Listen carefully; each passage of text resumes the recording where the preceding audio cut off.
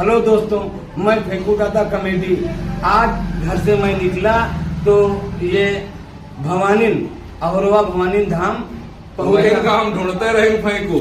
अच्छा भैया आप आए हो संतु भैया। अरे भैया आपका तो हम ढूंढत बहुत दूर से एकदम परेशान हो गए भैया। दोस्तों ये फेंकू दादा नाम से इनका चैनल है, यूट्यूब पे, फेसबुक पे, इंस्टाग्राम पे। आप सब लोग जाके इन्हें प्यार आशीर्वाद दीजिएगा। इनकी टीम बहुत अच्छा वर्क कर रही है, भैया भी उनके टीम में काम कर रहे हैं, असलम भाई।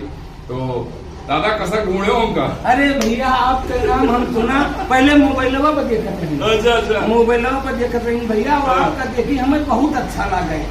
अब हम छोटे मोटे क्रिएटर। अरे नहीं, छोटे मोटे कौन, इन सब बड़े। अरे भैया इनका बड़ा क्रिएटर बनाओ तो चट्टा दे, फॉलो करो। तो एक चीज बता दे। हाँ भैया, तुम सकले बहुत खिलाड़ी में नहीं लागत होगा। अरे भैया हम पैदल चल के काफी दूर। इनके बच्चे में मौसी वौसी तो बची है।